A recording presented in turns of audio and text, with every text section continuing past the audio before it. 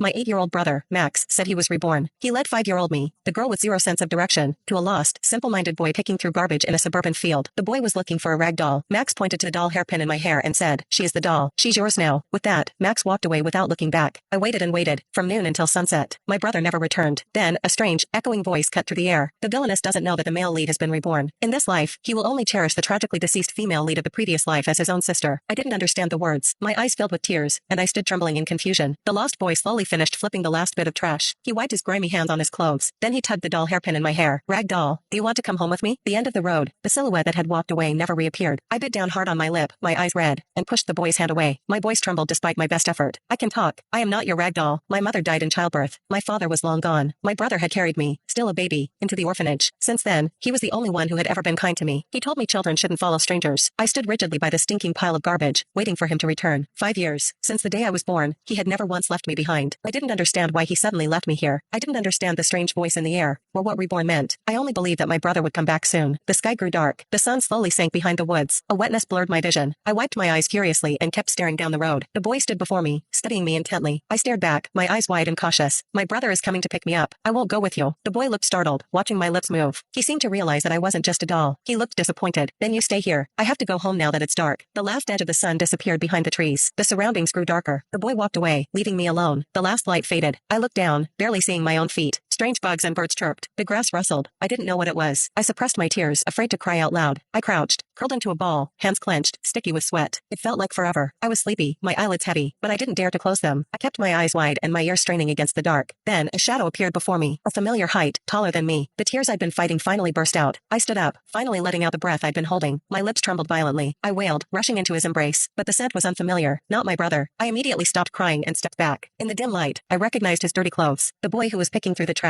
He looked at me in the dark. After a long pause, he said foolishly, "Your brother definitely doesn't want you." I was furious and ashamed. I clenched my fists. "You're lying." The boy was serious. "He said he was leaving you for me, like a rag doll. No one picks up something they threw away." I bit down hard. I wanted to argue, but no words came out. I could only make small whimpering sounds. The boy looked around. "No one wants you. If you stay here, the monsters will eat you." He turned to leave. I couldn't hold back the tears, shaking uncontrollably. "You're lying. Brother will come for me." But my feet moved on their own, chasing after him. I was truly terrified of the monsters behind me. I cried louder. Unconsciously, I reached out and grabbed his sleeve. I held on tightly, sobbing. "Brother is coming. He promised to buy me a cake today. It's my birthday. He saved up for months. Last night, he had gently held my hand and said, 'Little Jane, tomorrow I'm going to give you the biggest surprise.'" We walked for a long time. When I hiccuped from crying, I suddenly noticed the light ahead. The strange voice in the air returned. "Isn't this the military base? The place where the female lead will soon be adopted and live? How did the stray idiot bring the villainess here?" "I told you he's an idiot. Why are you surprised? Trespassing on a military base is a crime. Now the villainess, who caused so much trouble in the past life,